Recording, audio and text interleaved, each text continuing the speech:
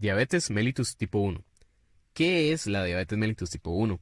La diabetes mellitus tipo 1 es un desorden metabólico crónico progresivo caracterizado por la destrucción de las células beta pancreáticas, localizadas en los islotes de Langerhans junto con las células alfa y delta pancreáticas y células F. Las células beta pancreáticas son las encargadas de la producción de insulina, hormona esencial en el metabolismo de la glucosa. Cuando ésta es liberada, es capaz de regular los niveles de glucosa en sangre. Si el organismo es incapaz de producir la insulina, los niveles de glucosa en sangre permanecerán elevados, condición conocida como hiperglicemia. ¿Hace cuánto esta patología acompaña a la humanidad? La diabetes mellitus tipo 1 ha acompañado a la humanidad por milenios. Inclusive hay evidencia de que en el antiguo Egipto, es decir, hace más de 3000 años, había enfermos con claros signos de diabetes mellitus tipo 1, como por ejemplo una vertiginosa pérdida de peso, deshidratación severa y micción excesiva.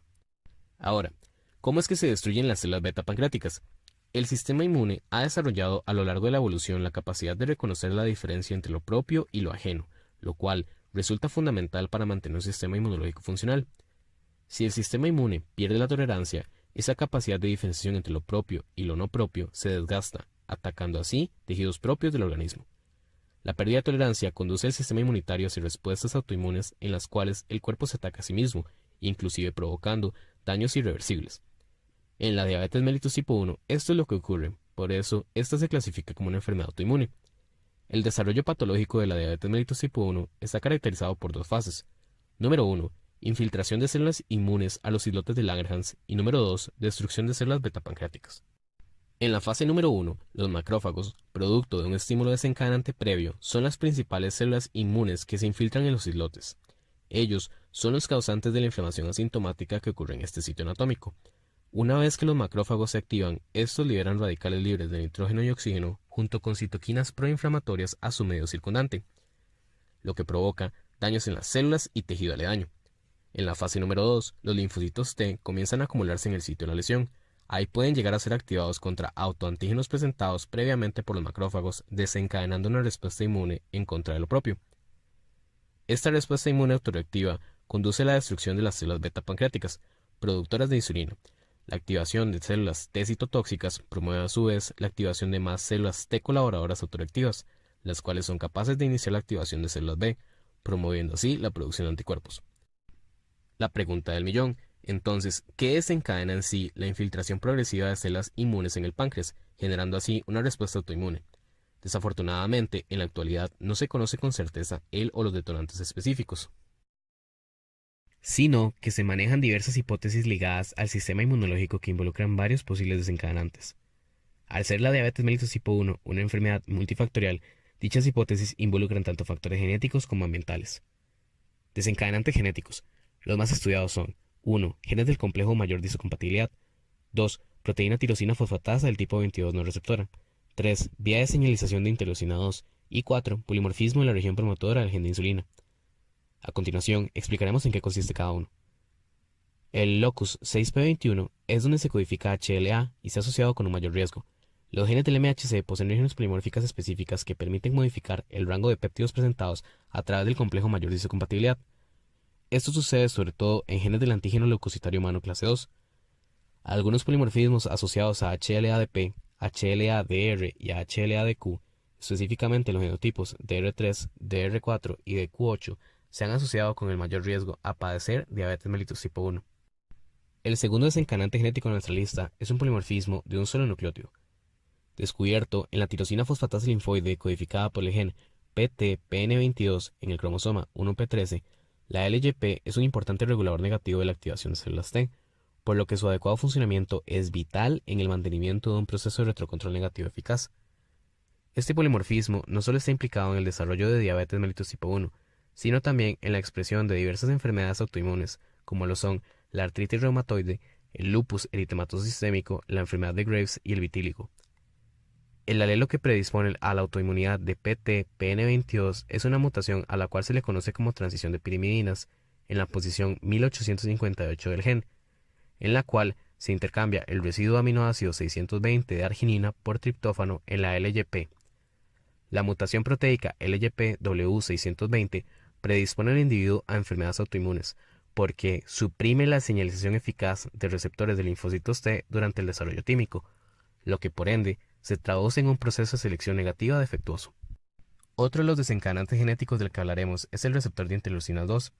En personas insulinodependientes se han identificado múltiples genes relacionados a la vía de señalización de interleucina 2, que están asociados con un aumento en la susceptibilidad a padecer la enfermedad. La mayoría de estudios en seres humanos hablan del papel que posee el locus 4q27, el cual codifica a la interleucina 2, citoquina esencial en la regulación inmune y el mantenimiento de la tolerancia. Modelos animales han demostrado el papel de la interleucina 2 en el mantenimiento de la tolerancia inmunológica. Ratones que carecen de interleucina 2 sufren de síndromes linfoproliferativos debido a una marcada reducción de células T reguladoras, las cuales dependen de interleucina 2 para su adecuado desarrollo, mantenimiento y función. Se hipotetiza que el mal funcionamiento en el mecanismo de la tolerancia aumenta el riesgo de desarrollar cuadros autoinmunes como la diabetes tipo 1. Finalmente, sobre el último desencadenante genético del que hablaremos es el polimorfismo en la región promotora del gen de insulina. En la región promotora del gen de insulina se descubrió que había una serie de repeticiones en tándem. Dichas repeticiones son una especie de marcadores biológicos que han sido estudiados utilizando técnicas como el estudio de asociación de genoma completo. Mediante el empleo de este método se descubrió que la presencia de alelos más cortos de la región promotora del gen de insulina es un factor que predispone al desarrollo de diabetes mellitus tipo 1, mientras que la presencia de alelos más largos en la región promotora del gen más bien es un factor protector, que impide que se exprese la enfermedad. Con respecto a los factores ambientales, estos juegan un rol vital en el desarrollo de la enfermedad. La incidencia en el padecimiento de diabetes mellitus tipo 1 ha ido en aumento en las últimas décadas. Esto solo puede verse explicado por modificaciones en el entorno, puesto que aumentos tan grandes en la incidencia de la enfermedad en un periodo tan corto de tiempo no podrían atribuirse única y exclusivamente al factor genético. Entre los desencadenantes ambientales más importantes que se han estudiado se encuentran las infecciones con múltiples virus, especialmente los enterovirus. Por ejemplo, el virus Coxsackie, el cual presenta antígenos de reacción cruzada con células de los islotes beta.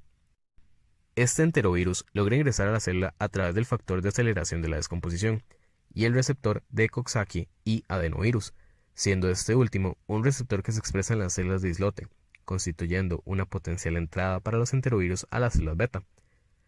Además, los virus se aprovechan de un mecanismo conocido como mimetismo molecular, en el cual los antígenos extraños comparten similitudes estructurales de secuencia con los antígenos propios, lo que ocasiona activación cruzada de las células T y B autorreactivas. Otra de las posibles causas ambientales en el desarrollo de la diabetes mellitus tipo 1 está estrictamente relacionada con la microbiota intestinal. Los microorganismos intestinales influyen en el metabolismo de lípidos y glucosa, así como también sobre la inmunidad y la inflamación sistémica fuera del intestino. Por lo tanto, la microbiota intestinal podría modular el riesgo de padecer diabetes mellitus tipo 1. Por ejemplo, se ha encontrado en investigaciones que niños y niñas que sufren de diabetes mellitus tipo 1 poseen una menor diversidad microbiana intestinal en comparación con aquellos sanos. También, la dieta en los niños podría desencadenar el padecimiento de la enfermedad o bien ser un factor protector. Niños que se encontraban siendo amamantados a la hora en la que se les introducían carbohidratos en su dieta presentaban una menor susceptibilidad a desarrollar autoinmunidad. Del mismo modo, niños y niñas a los que se les introduce tubérculos a la edad de 4 meses tienen el doble de probabilidades de desarrollar autoinmunidad en las células pancreáticas. Igualmente, infantes a los que se les da de comer huevos antes de los 8 meses presentan un aumento en la predisposición a desarrollar la patología. Por su parte, madres que consumen menos de 3 a 5 porciones de vegetales diarias aumentan la susceptibilidad del infante a padecer diabetes mellitus tipo 1. La vitamina D también es otro de los factores ambientales involucrados en relación con la expresión de diabetes mellitus tipo 1. Esta vitamina tiene un rol activo en la regulación del sistema inmune.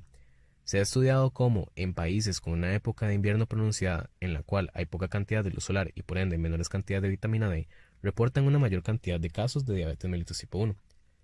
Otro desencadenante ambiental son las toxinas presentes en el agua. Estas pueden estar respuestas autoinmunes en individuos genéticamente susceptibles. Hay pruebas que verifican la relación que existe entre la exposición a fuentes acuíferas que contienen nitratos, nitritos y nitrosaminas y la expresión de diabetes mellitus tipo 1. Finalmente, un mayor peso del infante al nacer y el estrés en las células beta son desencadenantes que han sido identificados. La teoría se fundamenta en el hecho de que un aumento acelerado de peso provoca a su vez un crecimiento en la demanda de insulina, produciendo de la misma forma estrés celular en las células beta y un aumento en la presentación de autoantígenos. Todos estos descubrimientos, tanto genéticos como ambientales, brindan un panorama de cuán compleja es una enfermedad autoinmune y nos demuestra el esfuerzo de miles de científicos alrededor del mundo en pro del conocimiento acerca del funcionamiento de nuestro aún ininteligible organismo, Poco a poco se conoce más y más sobre la diabetes mellitus tipo 1, lo que brinda un pronóstico alentador hacia un mejor manejo futuro de la enfermedad.